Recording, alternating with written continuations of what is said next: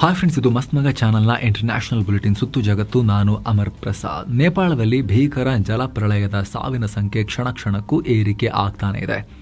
ಆದರೆ ಇಷ್ಟು ದೊಡ್ಡ ದುರಂತ ಆದರೂ ಕೂಡ ನಮಗೆ ಭಾರತದ ರೆಸ್ಕ್ಯೂ ಟೀಮ್ ಸಹಾಯ ಬೇಡ ಅಂತ ನೇಪಾಳ ಹೇಳಿದೆ. ಇನ್ನೊಂದು ಕಡೆ ಗಲ್ಫ್ ರಾಷ್ಟ್ರಗಳಲ್ಲಿ ಸೇನಾ ಜಾಲ ವಿಸ್ತರಿಸೋಕೆ ಹೊರಟಿರೋ ಪಾಕ್ ಮತ್ತೊಂದು ದೇಶದೊಂದಿಗೆ ಡಿಫೆನ್ಸ್ ಡೀಲ್ ಮಾಡಿಕೊಂಡಿದೆ. ಇತ್ತ ಪ್ರಧಾನಿ ಮೋದಿ ಉಜ್ಬೆಕಿಸ್ತಾನ್ ಮತ್ತು ಕಿರ್ಗಿಸ್ತಾನ್ಗೆ ಭೇಟಿ ಕೊಡ್ತಿದ್ದಾರೆ. ಇನ್ನು ಚೈನಾದ ಜೆಟ್ ಅನ್ನ ಖರೀದಿ ಮಾಡೋಕೆ ಹೊರಟಿರೋ ಬಾಂಗ್ಲಾ ಭಾರತವನ್ನ ಕೆಣಕಿದೆ. ಇದರ ನಡುವೆ ಭಾರತ ಕೆನಡಾ ಸಂಬಂಧ ದಾರಿ ತಪ್ಪಿತ್ತಲ್ಲ, ಮತ್ತೆ ರಿಪೇರಿ ಮಾಡೋಕೆ ದೊಡ್ಡ ಹೆಜ್ಜೆಗಳನ್ನು ಇಡಲಾಗ್ತಿದೆ. ಮುಖ್ಯವಾಗಿ ಕೆನಡಾದಲ್ಲಿ UPI ತರೋಕೆ ನೋಡ್ತಿದ್ದಾರೆ. ಎಲ್ಲವನ್ನ ಕ್ವಿಕ್ ಆಗಿ ನಾವು ನಿಮಗೆ ಅಪ್ಡೇಟ್ ಕೊಡ್ತಾ ಹೋಗ್ತೀವಿ ಸ್ನೇಹಿತರೆ. ಮೊದಲಿಗೆ ನೇಪಾಳದ ಪ್ರವಾಹದ ಅಪ್ಡೇಟ್ ವಿಚಾರ. ನೆರೆಯ ನೇಪಾಳ ಮತ್ತು ಟಿಬೆಟ್ ಗಡಿಯಲ್ಲಿ ಅಪ್ಪಳಿಸಿದ ಭೀಕರ ಜಲಪ್ರಳಯ ಆ ಭಾಗದಲ್ಲಿ ಸ್ಮಶಾನದ ವಾತಾವರಣ ಕ್ರಿಯೇಟ್ ಮಾಡಿದೆ. ಸಾವಿನ ಸಂಖ್ಯೆ ಹೆಚ್ಚಾಗ್ತಾ ಹೋಗ್ತಾ ಇದೆ. ನಾವು ವಿಡಿಯೋ ರೆಕಾರ್ಡ್ ಮಾಡೋ ಟೈಮ್ನಲ್ಲಿ 500ಕ್ಕೂ ಅಧಿಕ ಜನರ ಪ್ರಾಣ ಹೋಗಿರೋ ರಿಪೋರ್ಟ್ಸ್ ಬರ್ತಿವೆ. 475 ಜನರ ದೇಹನೇ ಸಿಕ್ಕಿದೆ. ಇದಕ್ಕಿಂತ ದೊಡ್ಡ ಆತಂಕದ ವಿಚಾರ ಅಂದರೆ 1,500ಕ್ಕೂ ಅಧಿಕ ಜನ ಇನ್ನೂ ಸಿಕ್ತಿಲ್ಲ, ನಾಪತ್ತೆಯಾಗಿದ್ದಾರೆ. 290 ಭಾರತೀಯರು ಸೇರಿದ ಹಾಗೆ. ಇದೇ ಹೊತ್ತಲ್ಲಿ ನೈಸರ್ಗಿಕವಾಗಿ ಸೃಷ್ಟಿಯಾಗಿದ್ದ ಬ್ಯಾರಿಯರ್ ಲೇಕ್ ಕೂಡ ಬಸ್ಟ್ ಆಗಿದೆ. ಇನ್ನೊಂದು ಸರೋವರ ಬಸ್ಟ್ ಆಗಿದೆ ಅಂತ ನೇಪಾಳ ಸರ್ಕಾರ ಹೇಳಿದೆ. ಬುಧವಾರ ಬಂದಿದ್ದ ಭೀಕರ ಪ್ರವಾಹ ಹಾಗೂ ಮಣ್ಣು ಕುಸಿತದಿಂದ ಟಿಬೆಟ್ನ ಗೈರಾಂಗ್ ಗಡಿ ಭಾಗದಲ್ಲಿ ಕಲ್ಲು ಮಣ್ಣು ಸೇರಿ ನದಿಗೆ ಅಡ್ಡಲಾಗಿ ದೊಡ್ಡ ಡ್ಯಾಮ್ ರೀತಿ ಸೃಷ್ಟಿಯಾಗಿತ್ತು. ಈಗ ಅದು ಕೂಡ ಒಡೆದು ನೀರು ಉಕ್ಕಿ ಹರಿತಿರೋದ್ರಿಂದ ಯಾವುದೇ ಕ್ಷಣದಲ್ಲಿ ಮತ್ತೊಂದು ಭೀಕರ ಪ್ರವಾಹ ಅಪ್ಪಳಿಸುವ ಆತಂಕ ಶುರುವಾಗಿದೆ. ಹೀಗಾಗಿ ರಕ್ಷಣಾ ಪಡೆಗಳನ್ನ ಸನ್ನದ್ಧ ಸ್ಥಿತಿಯಲ್ಲಿ ಇರಿಸಲಾಗಿದೆ. ಆದರೆ ರಕ್ಷಣಾ ಕಾರ್ಯಾಚರಣೆಯನ್ನ ನೀರು ಉಕ್ಕಿ ಹರಿದು ಬರೋ ಜಾಗದಲ್ಲಿ ನಿಲ್ಲಿಸಿ ಅವ್ರನ್ನ ಬದಿಗೆ ಸರಿಸಲಾಗಿದೆ. ಜನರನ್ನ ಮೂವ್ ಮಾಡಲಾಗ್ತಿದೆ. ಮತ್ತೆ ನೀರು ಬಂದೆಲ್ಲ ಹೊಡ್ಕೊಂಡು ಹೋದ್ರೆ ಅನ್ನೋ ಆತಂಕದಿಂದ. ಇತ್ತ ಚೈನಾ ಕೂಡ ಟಿಬೆಟ್ನಲ್ಲಿ ಮಾಡ್ತಿದ್ದ ರಕ್ಷಣಾ ಕಾರ್ಯಾಚರಣೆಯನ್ನ ನಿಲ್ಲಿಸಿದೆ. ಕಳೆದ 2 ದಿನಗಳಿಂದ ನಾಪತ್ತೆಯಾದವರಿಗಾಗಿ ಹುಡುಕಾಡ್ತಿದ್ದ ರಕ್ಷಣಾ ತಂಡಗಳಿಗೆ ಮುಂದಿನ ಆದೇಶ ಬರೋವರೆಗೂ ಇದ್ದ ಜಾಗದಲ್ಲೇ ಸ್ಟ್ಯಾಂಡ್ ಬೈ ಇರಿ, ಅಲ್ಲಿ ಹೋಗಿ ಹುಡ್ಕೋಕೆ ಹೋಗಬೇಡಿ, ಮತ್ತು ಇನ್ನೊಂದು ಬಸ್ಟ್ ನೀರು ಬರ್ಬೋದು ಅನ್ನೋ ಕಾರಣಕ್ಕೋಸ್ಕರ ಈ ರೀತಿ ಆರ್ಡರ್ ಮಾಡಲಾಗಿದೆ. ಹೀಗಾಗಿ ನಾಪತ್ತೆಯಾಗಿರೋರ ಕತೆ ಏನು? ಹಾಗಾದರೆ ರಕ್ಷಣಾ ಕಾರ್ಯಾಚರಣೆ ಮಾಡದೆ ಎಲ್ಲ ಹಿಂದೆ ಬಂದು ನಿಂತ್ಕೊಂಡ್ರೆ, ಇನ್ನೊಂದು ಬಸ್ಟ್ ವಾಟರ್ ಪ್ರವಾಹ ನುಗ್ಗು ಬಂದರೆ ಕತೆ ಏನು ಅನ್ನೋ ಪ್ರಶ್ನೆ ಇದೆ. ಸಾವಿನ ಸಂಖ್ಯೆ ಭಾರಿ ಪ್ರಮಾಣದಲ್ಲಿ ಏರಿಕೆಯಾಗೋ ಆತಂಕ ಇದೆ. ಇದೆಲ್ಲ ಸಾಲದು ಅಂತ ಚೀನಾದಲ್ಲಿ ಭೂಕಂಪನೂ ಆಗಿದೆ. ಶುಕ್ರವಾರ ಮಧ್ಯಾಹ್ನ ಚೀನಾದ ಕಾಲಮಾನ 1 ಗಂಟೆ 13 ನಿಮಿಷಕ್ಕೆ ಸಿಚುವಾನ್ ಪ್ರಾಂತ್ಯದ ಲಾಂಗ್ಚಾಂಗ್ ನಗರದಲ್ಲಿ 5.1 ತೀವ್ರತೆಯ ಕಂಪನ ದಾಖಲಾಗಿದೆ. ಚೀನಾ ಅರ್ಥ್ಕ್ವೇಕ್ ನೆಟ್ವರ್ಕ್ಸ್ ಈ ಬಗ್ಗೆ ಮಾಹಿತಿ ಕೊಟ್ಟಿದೆ. ಭೂಮಿಯಿಂದ ಕೇವಲ 13 ಕಿಲೋಮೀಟರ್ ಆಳದಲ್ಲಿ ಕಂಪನದ ಕೇಂದ್ರ ಪತ್ತೆಯಾಗಿದೆ. ಸದ್ಯ ಯಾವುದೇ ಸಾವು ನೋವು ಆಸ್ತಿಪಾಸ್ತಿ ಹಾನಿ ಬಗ್ಗೆ ಇನ್ನು ಅಲ್ಲಿಂದ ರಿಪೋರ್ಟ್ಸ್ ಬರ್ತಾ ಇಲ್ಲ. ಇನ್ನು ಈ ಭೀಕರ ದುರಂತದ ನಡುವೆ ಬಾಲೇನ್ ಶಾ ಸರ್ಕಾರ, ನೇಪಾಳದ ಸರ್ಕಾರ ಅಚ್ಚರಿಯ ನಿರ್ಧಾರ ತಗೊಂಡಿದೆ. ನಾವು ರೆಸ್ಕ್ಯೂ ಆಪರೇಷನ್ ನಾವೇ ಮಾಡ್ಕೊಂತೀವಿ, ನಮಗೆ ಹೊರ ರಾಷ್ಟ್ರಗಳ ರಕ್ಷಣಾ ಪಡೆಗಳು ಬಂದು ಕಾಪಾಡೋ ಅಗತ್ಯ ಇಲ್ಲ ಅಂತ ಹೇಳಿದೆ. 100 ಭಾರತೀಯರು ನಾಪತ್ತೆಯಾಗಿರೋದ್ರಿಂದ ನಮ್ಮ NDRF ಪಡೆಯನ್ನ ಬೇಕಾದ್ರೆ ಕಳಿಸ್ಕೊಡ್ತೀವಿ ಅಂತ ಭಾರತ ಆಫರ್ ಮಾಡಿತ್ತು. ಭಾರತ ಮಾತ್ರ ಅಲ್ಲ, ಚೈನಾ, ಅಮೆರಿಕ, ಬ್ರಿಟಿಷರು, ಜಪಾನ್, ದಕ್ಷಿಣ ಕೊರಿಯಾ, ಲಂಕಾ, ಬಾಂಗ್ಲಾ ಕೂಡ ರಕ್ಷಣಾ ಟೀಮ್ಗಳನ್ನ ಕಳಿಸೋಕೆ ಆಫರ್ ಮಾಡಿದ್ದಾರೆ.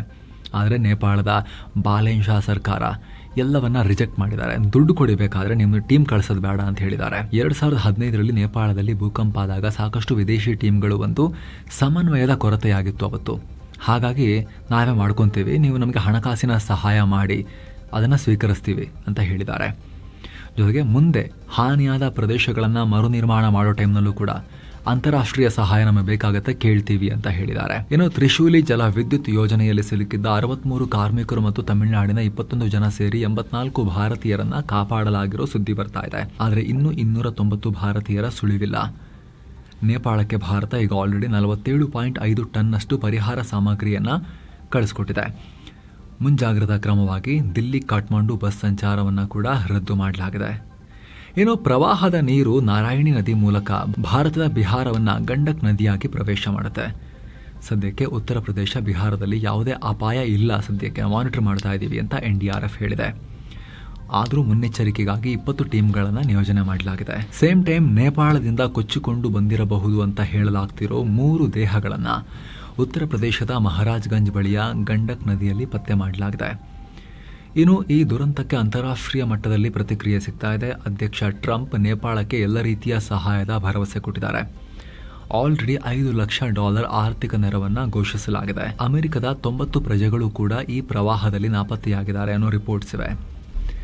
ನೇಪಾಳ ಮತ್ತು ಟಿಬೆಟ್ ಪ್ರವಾಹದ ಸಂತ್ರಸ್ತರಿಗೆ ಹೆಲ್ಪ್ ಮಾಡೋಕೆ ಟೆಕ್ ದೈತ್ಯ ಆಪಲ್ನ CEO ಟಿಮ್ ಕುಕ್ ತೀವ್ರ ಆತಂಕ ವ್ಯಕ್ತಪಡಿಸಿದ್ದಾರೆ.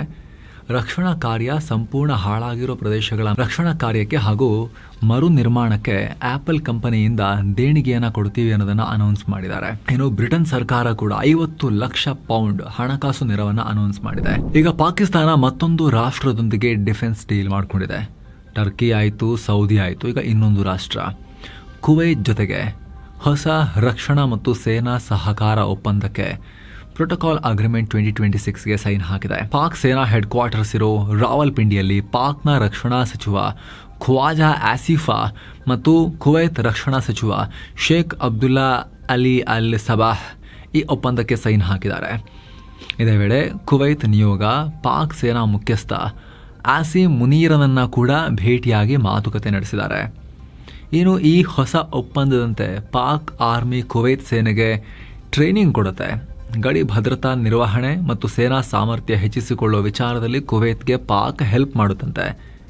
ಈ ಡೀಲ್ನಿಂದಾಗಿ ಆರ್ಥಿಕವಾಗಿ ಕಂಗಾಲಾಗಿರೋ ಪಾಕಿಸ್ತಾನಕ್ಕೆ ಭಾರಿ ಪ್ರಮಾಣದ ಡಾಲರ್ಸ್ ಹರಿದು ಬರುತ್ತೆ, ಹೂಡಿಕೆ ಹರಿದು ಬರುತ್ತಂತೆ. ಕಳೆದ ಕೆಲ ದಿನಗಳ ಹಿಂದಷ್ಟೇ ಪಾಕ್ ಸೌದಿ ಹಾಗೂ ಟರ್ಕಿಯೊಂದಿಗೆ ಸೇರಿ ತ್ರಿಪಕ್ಷೀಯ ಭದ್ರತಾ ಒಪ್ಪಂದವನ್ನು ಮಾಡಿಕೊಂಡಿತ್ತು. ಇದರ ಬೆನ್ನಲ್ಲೀಗ ಕುವೈತ್ ಜೊತೆಗೂ ಸೇನಾ ಒಪ್ಪಂದ ಮಾಡಿಕೊಂಡಿರೋ ಪಾಕ್ ಗಲ್ಫ್ ರಾಷ್ಟ್ರಗಳಲ್ಲಿ ತನ್ನ ಇನ್ಫ್ಲೂಯೆನ್ಸನ್ನು ಹೆಚ್ಚು ಮಾಡೋಕ್ಕೆ ಪ್ರಯತ್ನ ಪಡ್ತಾ ಇದೆ. ಆದರೆ ಗಮನಿಸಿ, ಅದು ಮ್ಯೂಚುವಲ್ ಡಿಫೆನ್ಸ್ ಅಗ್ರಿಮೆಂಟ್ ಸೌದಿ ಟರ್ಕಿಯೊಂದಿಗೆ ಒಬ್ಬರ ಪರವಾಗಿ ಇನ್ನೊಬ್ಬರು ಯುದ್ಧಕ್ಕೆ ಹೋಗಬೇಕು ಅಂತ. ಇದು ಆ ಲೆವೆಲ್ದಲ್ಲ, ಸ್ವಲ್ಪ ಕೆಳಗೆ, ಇದು ಸಹಕಾರದ ಲೆವೆಲ್ ಅಷ್ಟೇ ಇದರಲ್ಲಿರೋದು. ಏನೋ 7 ಸೈನ್ಸ್ ಟೂರಿಸಂನವರು ಕಾಶಿ, ಅಯೋಧ್ಯೆ, ತ್ರಿವೇಣಿ ಸಂಗಮ, ಗಯಾ, ಬೋಧ್ ಗಯಾ, ಬೈದ್ಯನಾಥ್ ಸೇರಿ ಈ ಎಲ್ಲ ಸ್ಥಳಗಳಿಗೆ ಒಂದು ಟ್ರಿಪ್ಪನ್ನು ಆಯೋಜನೆ ಮಾಡಿದ್ದಾರೆ. ಎಲ್ಲವನ್ನ ಒಳಗೊಂಡಿರೋ ಪ್ಯಾಕೇಜ್ ಇದು. ಆಸಕ್ತರು ಕಾಲ್ ಮಾಡಿ ಬುಕ್ ಮಾಡಿಕೊಂಡು ಹೋಗಿ ಬರ್ಬೋದು. ನಿಮಗೆ ಎಕ್ಸ್ಟ್ರಾ ಏನೂ ಖರ್ಚಿರೋದಿಲ್ಲ. ಈಗ ಬಾಂಗ್ಲಾ ಮತ್ತೆ ಭಾರತವನ್ನು ನೇರವಾಗಿ ಕೆಣಕಿದೆ. ಬಾಂಗ್ಲಾ ಚೈನಾದಿಂದ ಫೈಟರ್ ಜೆಟ್ಗಳನ್ನು ಖರೀದಿ ಮಾಡೋಕೆ ಹೊರಟಿದೆ. $2.3 ಬಿಲಿಯನ್ ಕೊಟ್ಟು 20 ಚೀನಿ ಫೈಟರ್ ಜೆಟ್ಗಳನ್ನು. 2025ರಲ್ಲಿ ಮೊಹಮ್ಮದ್ ಯೂನುಸ್ ಹಂಗಾಮಿ ಸರ್ಕಾರ ಇದ್ದಾಗ ಈ ಡೀಲ್ನ ಕೆಲಸ ಶುರುವಾಗಿತ್ತು. ಈಗಿನ ಸರ್ಕಾರ ಕೂಡ ಚೀನಾದ ಕ್ಯಾಟಿಕ್ ಕಂಪನಿಯೊಂದಿಗೆ ಮಾತುಕತೆ ನಡೆಸಿ 2026-27ರ ಆರ್ಥಿಕ ವರ್ಷದಲ್ಲಿ ಒಪ್ಪಂದಕ್ಕೆ ಸೈನ್ ಹಾಕೋ ಚಾನ್ಸಸ್ ಇದೆ. ಯಾವ ಜೆಟ್ಗಳು? J-10CE ವಿಮಾನಗಳನ್ನು ಖರೀದಿ ಮಾಡೋಕೆ ಹೊರಟಿದ್ದಾರೆ. ಅದಕ್ಕೇನು ಕಾರಣ ಕೊಟ್ಟಿದ್ದಾರೆ ಗೊತ್ತಾ? ಆಪರೇಷನ್ ಸಿಂಧೂರ್ ಟೈಮ್ನಲ್ಲಿ ಪಾಕಿಸ್ತಾನದ ಬಳಿ ಇರೋ ಈ ಚೈನಾ ಜೆಟ್ಗಳು ನಮ್ಮ ರಫೈಲ್ನ 4.5 ಜನರೇಷನ್ನ ರಫೈಲ್ ಜೆಟ್ಗಳನ್ನು ಹೊಡೆದು ಹಾಕಿದ್ವು, ಚೆನ್ನಾಗಿ ಪರ್ಫಾರ್ಮ್ ಮಾಡಿದಾವೆ, ಅದಕ್ಕೆ ಖರೀದಿ ಮಾಡ್ತಿದ್ದೀವಿ ಅಂತ ಹೇಳಿ ಭಾರತವನ್ನು ಕೆಣಕೋ ಪ್ರಯತ್ನ ಮಾಡಿದೆ ಬಾಂಗ್ಲಾದೇಶ. ಇದೆಲ್ಲ ಚೈನಾ ಮಾಡ್ತಿರೋ ಪ್ರೊಪಗ್ಯಾಂಡ ಅಷ್ಟೇ. ಭಾರತ ಇದು ಯಾವುದನ್ನು ಕೂಡ ಒಪ್ಕೊಂಡಿಲ್ಲ, ತಳ್ಳಿ ಹಾಕಿತ್ತು. ಭಾರತ ಎಲ್ಲ 36 ರಫೈಲ್ ಜೆಟ್ಗಳ ನಿರ್ವಹಣೆಗೆ ಇದೇ ಜೂನ್ನಲ್ಲಿ ಟೆಂಡರ್ ಕೂಡ ಕರೆದಿದ್ದಾರೆ. ನಮ್ದು ರಫೈಲ್ ಜೆಟ್ಗಳು ಬಿದ್ದಿದ್ರೆ ಮತ್ತೆ 36 ಜೆಟ್ಗಳನ್ನು ನಿರ್ವಹಣೆ ಮಾಡೋಕೆ ನಾವು ಟೆಂಡರ್ ಯಾಕೆ ಕರಿತೀವಿ? ಈ ಕಾಮನ್ ಸೆನ್ಸ್ ಕೂಡ ಇಲ್ಲ ಇವರಿಗೆ. ಇನ್ನು ಭಾರತ ಮಹತ್ವದ ಬೆಳವಣಿಗೆಯಲ್ಲಿ ಬ್ರಿಟನ್, ಜಪಾನ್ ಮತ್ತು ಇಟಲಿ ಒಟ್ಟಾಗಿ ಸೇರಿ ಡಿಸೈನ್ ಮಾಡ್ತಿರೋ 6ನೇ ತಲೆಮಾರಿನ ಯುದ್ಧ ವಿಮಾನ ಟೆಂಪೆಸ್ಟ್ ಪ್ರಾಜೆಕ್ಟ್ಗೆ ಈಗ ಡೈಲಾಗ್ ಪಾರ್ಟ್ನರ್ ಆಗಿ ಎಂಟ್ರಿ ಕೊಟ್ಟಿದೆ. ಡೈಲಾಗ್ ಪಾರ್ಟ್ನರ್ ಅಂದರೆ ಭಾರತ ಈ ಜೆಟ್ನ ಡೆವಲಪ್ ಮಾಡ್ತಿಲ್ಲ, ಅದನ್ನು ಖರೀದಿ ಕೂಡ ಮಾಡ್ತಿಲ್ಲ. ಆದರೆ ಜೆಟ್ನ ಪ್ರೋಗ್ರೆಸ್, ಟೆಕ್ನಾಲಜಿ ಹಾಗೂ ಕೆಪಾಸಿಟಿ ಬಗ್ಗೆ ಆ 3 ರಾಷ್ಟ್ರಗಳೊಂದಿಗೆ ಕುಳಿತುಕೊಂಡು ಚರ್ಚೆ ಮಾಡ್ಬೋದು. ಈ ಟೆಂಪೆಸ್ಟ್ ಪ್ರಾಜೆಕ್ಟ್ನ ಡಿಸೈನ್ ಹಂತಕ್ಕೆ ಕಳೆದ ತಿಂಗಳಷ್ಟೇ $6.1 ಬಿಲಿಯನ್ ಫಂಡಿಂಗ್ ಕೊಡಲಾಗಿದೆ. 2034ರ ಹೊತ್ತಿಗೆ ಈ ಜೆಟ್ ರೆಡಿಯಾಗೋ ಟಾರ್ಗೆಟ್ ಇದೆ. ಅಂದಹಾಗೆ ಜೆಟ್ ಒಂದು ಜನರೇಷನ್ ಇಂದ ಇನ್ನೊಂದು ಜನರೇಷನ್ಗೆ ಹೋಗೋದು ಅಂತ ಹೇಳಿದ್ರೆ ಹಳೆ ಜೆಟ್ಗೆ ಸುಮ್ಮನೆ ಅಪ್ಗ್ರೇಡೇಷನ್ ಕೊಡೋದಲ್ಲ. ಅದರಲ್ಲಿ ಹೊಸ ಸೆನ್ಸಾರ್, ಮಿಲಿಯನ್ ಗಟ್ಟಲೆ ಸಾಫ್ಟ್ವೇರ್ ಕೋಡ್ಗಳನ್ನು ಬಳಸಿ ಶತ್ರುಗಳ ರೆಡಾರ್ಗೆ ಸಿಗದಂತೆ ಮಾಡೋದು ದೊಡ್ಡ ಟೆಕ್ನಾಲಜಿಕಲ್ ಲೀಪ್ ಇರುತ್ತೆ. ಇದನ್ನು ಅರ್ಥ ಮಾಡ್ಕೊಳ್ಳೋಕೆ ಡೈಲಾಗ್ ಪಾರ್ಟ್ನರ್ಶಿಪ್ ಭಾರತಕ್ಕೆ ದೊಡ್ಡ ಮಟ್ಟದಲ್ಲಿ ಹೆಲ್ಪ್ ಆಗೋ ನಿರೀಕ್ಷೆ ಇದೆ. ಈ ಟೆಂಪೆಸ್ಟ್ ಪ್ರಾಜೆಕ್ಟ್ಗೆ ಕೆನಡಾ ಕೂಡ ರೀಸೆಂಟಾಗಿ ಅಬ್ಸರ್ವರ್ ಆಗಿ ಸೇರಿಕೊಂಡಿದೆ. ಜಪಾನ್ನ ಮಿತ್ಸುಬಿಶಿ, ಬ್ರಿಟನ್ನ BAE ಸಿಸ್ಟಮ್ಸ್ ಮತ್ತು ಇಟಲಿಯ ಲಿಯೋನಾರ್ಡೋ ಕಂಪನಿಗಳು ಸೇರಿ ಇದನ್ನು ಡೆವಲಪ್ ಮಾಡೋಕೆ ಕೈ ಹಾಕಿರೋದು. ಈ ಹಿಂದೆ ಫ್ರಾನ್ಸ್ ಕೂಡ ಭಾರತವನ್ನ future combat aircraft systems FCAS fighter jet ಪ್ರೋಗ್ರಾಮ್ಗೆ ಬನ್ನಿ ಸೇರ್ಕೊಳ್ಳಿ ಅಂತ ಕರೆದಿತ್ತು. ಅದು ಬೇರೆ, ಇದು ಬೇರೆ. ಇನ್ನು ಕೆನಡಾ ಪ್ರವಾಸದಲ್ಲಿರೋ ಫೈನಾನ್ಸ್ ಮಿನಿಸ್ಟರ್ ನಿರ್ಮಲಾ ಸೀತಾರಾಮನ್ ಅಲ್ಲಿನ finance minister Francois Philippe Champagne ಜೊತೆಗೆ ಮಾತುಕತೆ ನಡೆಸಿದ್ದಾರೆ. 2030ರ ಹೊತ್ತಿಗೆ 2 ದೇಶಗಳ ಟ್ರೇಡ್ ಅನ್ನ ಈಗಿರೋ $8 ಬಿಲಿಯನ್ ಅಂದರೆ 76,000 ಕೋಟಿ ರೂಪಾಯಿನಿಂದ $4.65 ಲಕ್ಷ ಕೋಟಿಗೆ ಅಂದರೆ $50 ಬಿಲಿಯನ್ ಏರಿಸೋ ಟಾರ್ಗೆಟ್ ಫಿಕ್ಸ್ ಮಾಡ್ಕೊಂಡಿದ್ದಾರೆ. ಈ ವರ್ಷಾಂತ್ಯದ ಒಳಗಡೆ CAPA comprehensive economic partnership agreement ಮಾತುಕತೆ ಫೈನಲ್ ಮಾಡೋಕ್ಕೂ ಕೂಡ ಡಿಸೈಡ್ ಮಾಡಿದ್ದಾರೆ.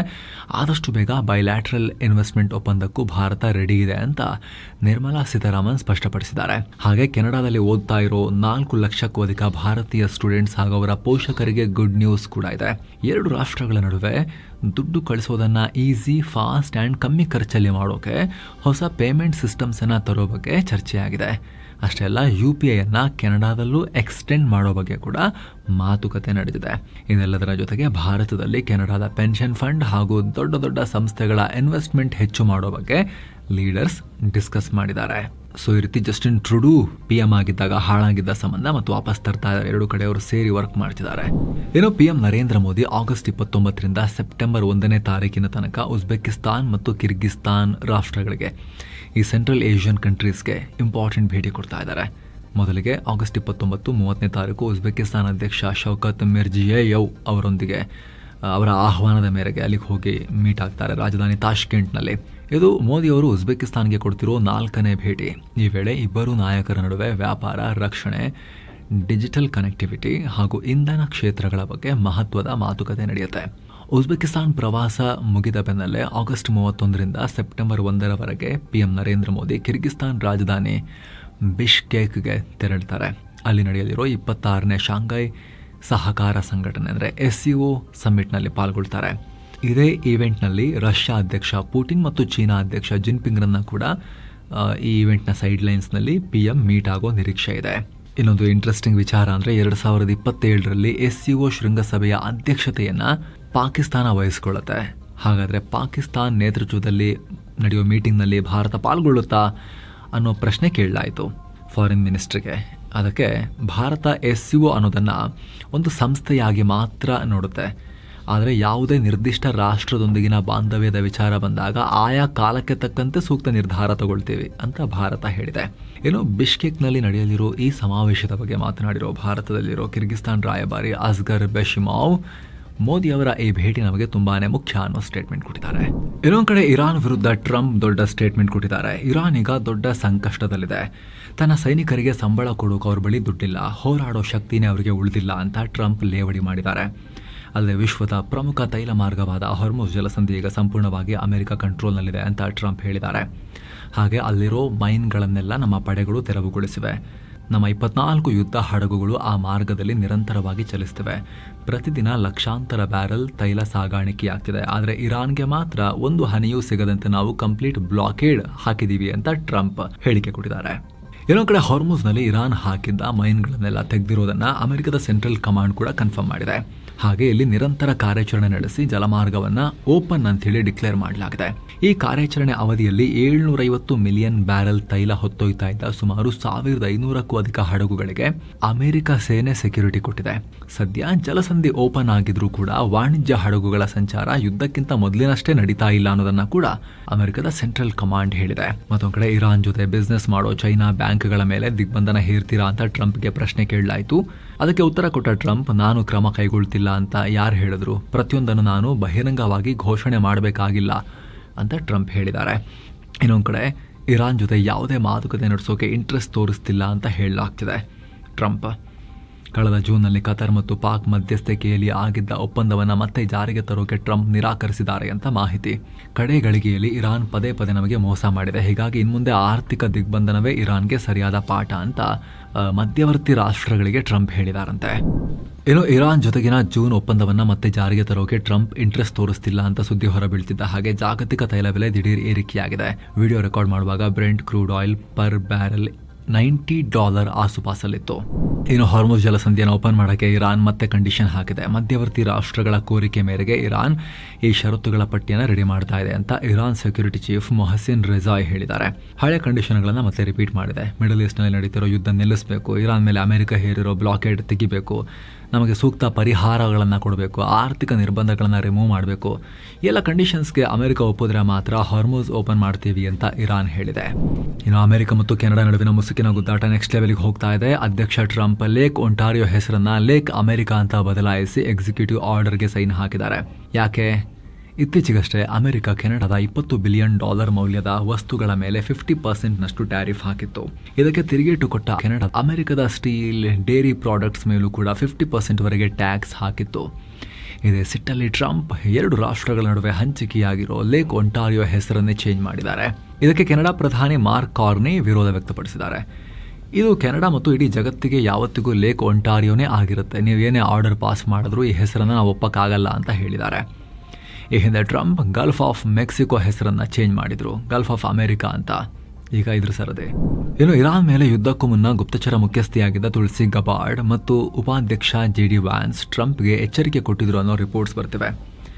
ಆಪರೇಷನ್ ಎಪಿಕ್ ಫ್ಯೂರಿಗೂ ಮುನ್ನವೇ 3 ವಾರ್ನಿಂಗ್ ಕೊಡಲಾಗಿತ್ತು ಅಂತ ವಾಲ್ ಸ್ಟ್ರೀಟ್ ಜರ್ನಲ್ ರಿಪೋರ್ಟ್ ಮಾಡಿದೆ. ಒಂದು ವೇಳೆ ಆಯತುಲ್ಲಾ ಅಲಿ ಖಾಮೆನಿ ಹತ್ಯೆಗೀಡಾದರೆ ಅಲ್ಲಿ ಅಣ್ವಸ್ತ್ರ ತಯಾರಿಸುವುದನ್ನು ಮತ್ತಷ್ಟು ಜಾಸ್ತಿ ಮಾಡ್ಬೋದು. ಎರಡನೇದಾಗಿ ಇರಾನ್ ಹಾರ್ಮುಜ್ ಬಂದ್ ಮಾಡ್ಬೋದು ಮತ್ತು ಮೂರನೇದಾಗಿ ಅಮೆರಿಕ ಸೇನಾ ನೆಲೆಗಳ ಮೇಲೇನೆ ದಾಳಿ ಆಗಬಹುದು ಅನ್ನೋ ವಾರ್ನಿಂಗ್ ಕೊಟ್ಟಿದ್ರು. ಇದರೊಂದಿಗೆ ಉಪಾಧ್ಯಕ್ಷ JD ವ್ಯಾನ್ಸ್ ಕೂಡ ಯುದ್ಧದ ಬದಲು ಮಾತುಕತೆ ಮಾಡೋಣ ಅನ್ನೋ ಅಡ್ವೈಸ್ ಮಾಡಿದ್ರಂತೆ. ಆದರೆ ಇಸ್ರೇಲ್ ಮತ್ತು ಪೆಂಟಗನ್ ಮಾತನ್ನ ಕೇಳಿದ ಟ್ರಂಪ್ ಈ ಎಚ್ಚರಿಕೆಗಳನ್ನು ಕಡೆಗಣಿಸಿದ್ರು. ಅದಾದ 6 ತಿಂಗಳ ಬಳಿಕ ಅವರು ಕೊಟ್ಟ ಎಲ್ಲ ಎಚ್ಚರಿಕೆಗಳು ಕೂಡ ನಿಜ ಆಗಿವೆ. ಹೀಗಾಗಿ ಈ ಕಾರಣಕ್ಕೆ ಅಸಮಾಧಾನಗೊಂಡು ತುಳಸಿ ಗಬಾರ್ಡ್ ಮೇ ತಿಂಗಳಲ್ಲಿ ರಾಜೀನಾಮೆ ಕೊಟ್ಟರು ಅಂತ ಈಗ ಅಮೆರಿಕನ್ ಮೀಡಿಯಾಗಳೇ ರಿಪೋರ್ಟ್ ಮಾಡ್ತಿವೆ. ಏನೋ ನಿರೀಕ್ಷೆಯಂತೆ ಜಗತ್ತಿನ ಅತಿದೊಡ್ಡ ತೈಲ ನಿಕ್ಷೇಪ ಹೊಂದಿರೋ ವೆನೆಜುವೆಲಾ ಮೇಲೆ ಅಮೆರಿಕದ ಕಣ್ಣು ಬಿದ್ದಿದೆ. ಅಲ್ಲಿನ 90 ಬಿಲಿಯನ್ ಬ್ಯಾರೆಲ್ ಆಯಿಲ್ ರಿಸರ್ವ್ನಲ್ಲಿ ಪಾಲು ಪಡೆಯೋಕೆ ಟ್ರಂಪ್ ಸರ್ಕಾರ ಮುಂದಾಗಿದೆ. ಇದಕ್ಕಾಗಿ ವೆನೆಜುವೆಲಾದ ಹಂಗಾಮಿ ಸರ್ಕಾರದೊಂದಿಗೆ ಅಮೆರಿಕ ಡೀಲ್ ಮಾಡ್ಕೊಳ್ತಿದೆ ಅಂತ ಅಮೆರಿಕದ ಆಕ್ಸಿಯೋಸ್ ರಿಪೋರ್ಟ್ ಮಾಡಿದೆ. ಒಂದು ಕಡೆ ಇರಾನ್ ಮತ್ತು ಯುಕ್ರೇನ್ ಯುದ್ಧದಿಂದ ಗ್ಲೋಬಲ್ ಆಯಿಲ್ ಸಪ್ಲೈಗೆ ಪೆಟ್ಟಾಗಿದೆ. ಇನ್ನೊಂದು ಕಡೆ ಅಮೆರಿಕದ ತೈಲ ಸಂಗ್ರಹ 40 ವರ್ಷಗಳಲ್ಲೇ ಕನಿಷ್ಠ ಮಟ್ಟಕ್ಕೆ ಕುಸಿದಿದೆ. ಹೀಗಾಗಿ ಆಯಿಲ್ ರಿಸರ್ವ್ಸ್ ಅನ್ನು ಡಬಲ್ ಮಾಡಿಕೊಳ್ಳೋದು ಟ್ರಂಪ್ ಸರ್ಕಾರದ ಪ್ಲಾನ್. ಈ ಬಗ್ಗೆ ಅಮೆರಿಕದ ವಿದೇಶಾಂಗ ಕಾರ್ಯದರ್ಶಿ ಮಾರ್ಕೋ ರೂಬಿಯೋ ಹಾಗೂ ವೆನೆಜುವೆಲಾ ಹಂಗಾಮಿ ಅಧ್ಯಕ್ಷ ಡೆಲ್ಸಿ ರಾಡ್ರಿಗಸ್ ನಡುವೆ ಮಾತುಕತೆ ನಡೀತಾ ಇದೆ. ವೆನೆಜುವೆಲಾದಲ್ಲಿ ಒಟ್ಟು 300 ಬಿಲಿಯನ್ ಬ್ಯಾರೆಲ್ಸ್ ತೈಲ ನಿಕ್ಷೇಪ ಇದೆ. ಅದರಲ್ಲಿ 90 ಬಿಲಿಯನ್ ಬ್ಯಾರೆಲ್ಸ್ ಇರೋ 10ಕ್ಕೂ ಅಧಿಕ ಪ್ರಮುಖ ಆಯಿಲ್ ಫೀಲ್ಡ್ಗಳ ಮೇಲೆ ಅಮೆರಿಕ ಕಣ್ಣಿಟ್ಟಿದೆ. ಕಳೆದ ಜನವರಿಯಲ್ಲಷ್ಟೇ ವೆನೆಜುವೆಲಾದ ಮಾಜಿ ಅಧ್ಯಕ್ಷ ಮಡುರೋ ಅವರನ್ನ ಅಮೆರಿಕ ಅರೆಸ್ಟ್ ಮಾಡಿತ್ತು. ಇದರ ಬೆನ್ನಲ್ಲೇ ಈ ಮೆಗಾ ಡೀಲ್ ಆಗ್ತಿರೋದು ಕುತೂಹಲಕ್ಕೆ ಕಾರಣ ಆಗಿದೆ. ಏನೋ ರಷ್ಯಾ ದಾಳಿ ಮಾಡೋ ಭೀತಿ ಇದ್ರೂ ಕೂಡ ಪೋಲೆಂಡ್ ತನ್ನ ದೇಶದಲ್ಲಿ ಬೇರೆ ರಾಷ್ಟ್ರಗಳ ಅಣ್ವಸ್ತ್ರಗಳನ್ನು ಇಟ್ಟುಕೊಳ್ಳಲ್ಲ ಅಂತ ಸ್ಪಷ್ಟಪಡಿಸಿದೆ. ಬ್ರಸೆಲ್ಸ್ನಲ್ಲಿ ನಡೆದ ನ್ಯಾಟೋ ಮೀಟಿಂಗ್ನಲ್ಲಿ ಪೋಲೆಂಡ್ನ deputy defence minister Pawel Zalewski ಈ ವಿಚಾರವನ್ನು ಹೇಳಿದ್ದಾರೆ. ನಾವು ನ್ಯಾಟೋ ನ್ಯೂಕ್ಲಿಯರ್ ಡಿಟರೆನ್ಸ್ನಲ್ಲಿ ಅಂದರೆ ತಡೆಗಟ್ಟುವಿಕೆಯಲ್ಲಿ ಪಾಲ್ಗೊಳ್ತೀವಿ, ಆದರೆ ನಮ್ಮ ನೆಲದಲ್ಲಿ ನ್ಯೂಕ್ಲಿಯರ್ ವಾರ್ ಹೆಡ್ಗಳನ್ನು ಸ್ಫೋಟಕಗಳನ್ನು ಇಟ್ಕೊಳ್ಳಲ್ಲ ಅಂತ ಹೇಳಿದ್ದಾರೆ. 2030 ಹೊತ್ತಿಗೆ ಅಥವಾ ಅದಕ್ಕೂ ಮುಂಚೆನೇ ರಷ್ಯಾ ದಾಳಿ ಮಾಡಬಹುದು ಅಂತ ಅಮೆರಿಕದ ಇಂಟೆಲಿಜೆನ್ಸ್ ವಾರ್ನಿಂಗ್ ಕೊಟ್ಟಿದ್ರೂ ಕೂಡ ಪೋಲೆಂಡ್ ಈ ನಿರ್ಧಾರ ಮಾಡಿದೆ.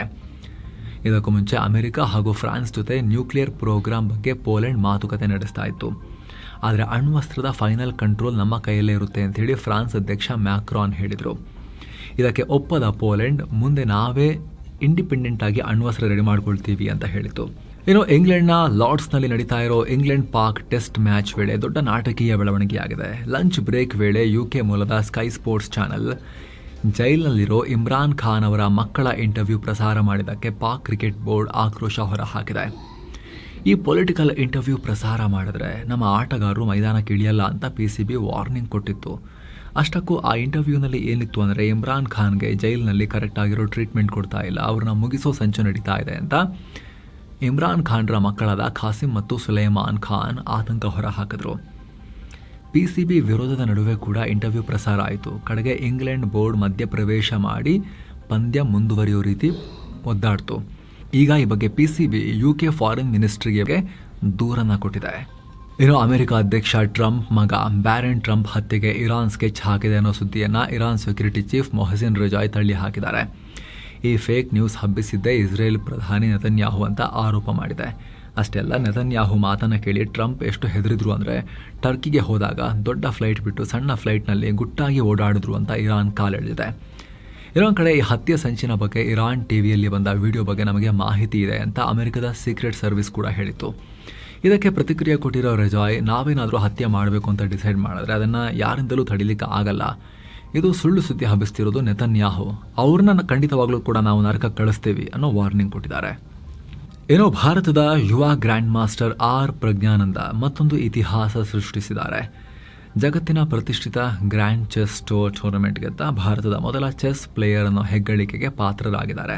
ಅಮೆರಿಕದ ಸೈಂಟ್ ಲೂಯಿಸ್ನಲ್ಲಿ ನಡೆದ ಫೈನಲ್ ಪಂದ್ಯದಲ್ಲಿ ಹಾಲಿ ಚಾಂಪಿಯನ್ ಆಗಿದ್ದ ಫ್ಯಾಬಿಯಾನೋ ಕಾರುವಾನಾ ಅವರನ್ನ ಮಣಿಸಿ ಪ್ರಜ್ಞಾನಂದ ಈ ಟ್ರೋಫಿ ಎತ್ತಿ ಹಿಡಿದಿದ್ದಾರೆ. ಈ ಗ್ರ್ಯಾಂಡ್ ಚೆಸ್ ಟೂರ್ ಗೆದ್ದಿರೋದಕ್ಕೆ ಅವರಿಗೆ $2 ಲಕ್ಷ ಬಹುಮಾನ ಸಿಕ್ಕಿದೆ. ಇನ್ನು ಯುರೋಪ್ನ ಅತಿ ಹಿರಿಯ ರಾಜ ಹಾಗೂ ನಾರ್ವೆಯ ದೊರೆ 5ನೇ ಹೆರಾಲ್ಡ್ ನಿಧನರಾಗಿದ್ದಾರೆ. 89 ವರ್ಷ ವಯಸ್ಸಾಗಿತ್ತು, ಹುಷಾರಿರಲಿಲ್ಲ. ಈಗ ಇವ್ರ ಜಾಗಕ್ಕೆ ಮಗ ಯುವರಾಜ ಹಕೋನ್ ಮುಂದಿನ ದೊರೆಯಾಗಿ ಪಟ್ಟಕ್ಕೇರ್ತಾ ಇದ್ದಾರೆ. ಇಲ್ಲಿ ಈ ಹಕೋನ್ರ ಪತ್ನಿ ಅಂದ್ರೆ ಮುಂದಿನ ರಾಣಿ ಮ್ಯಾಟೆ ಮ್ಯಾರಿಟ್ ಅಮೆರಿಕದ ಕುಖ್ಯಾತ ಲೈಂಗಿಕ ಅಪರಾಧಿ ಜೆಫ್ರಿ ಎಪ್ಸ್ಟೀನ್ ಜೊತೆಗೆ ಸಾಕಷ್ಟು ಬಾರಿ ಮೀಟಿಂಗ್ ನಡೆಸಿದಾರೆನೋ ಆರೋಪಗಳನ್ನ ಹೊತ್ತಿದ್ದಾರೆ. ಸೊ ಫ್ರೆಂಡ್ಸ್, ಇದಾಗಿತ್ತು ಇವತ್ತಿನ ಜಗತ್ತಿನ ಸುತ್ತಾಟ. ಕಡೆದಾಗಿ ನಿಮ್ಮಲ್ಲಿ ಒಂದು ಮನವಿ, ವಿಡಿಯೋ ಕೆಳಗಿರೋ ಜಾಯಿನ್ ಬಟನ್ ಮೂಲಕ ಆಸಕ್ತ ವೀಕ್ಷಕರು ನಮ್ಮ ಚಾನಲ್ಗೆ ಪ್ರೀಮಿಯಂ ಮೆಂಬರ್ ಆಗಿ ಜಾಯಿನ್ ಆಗಬಹುದು. ಎಲ್ಲ ಮೆಂಬರ್ ಓನ್ಲಿ ವಿಡಿಯೋಸ್ ಅನ್ನು ಅವಾಗ ನೋಡಬಹುದು. ಹಲವಾರು ಸ್ಪೆಷಲ್ ವಿಡಿಯೋಗಳ ಅರ್ಲಿ ಆಕ್ಸೆಸ್ ಕೂಡ ಪಡಿಬಹುದು. ಆಸಕ್ತರು ಜಾಯಿನ್ ಬಟನ್ ಚೆಕ್ ಮಾಡಿ. ಮತ್ತೆ ಭೇಟಿ ಆಗ್ತಿರೋಣ ಸ್ನೇಹಿತರೆ. ನಮಸ್ಕಾರ.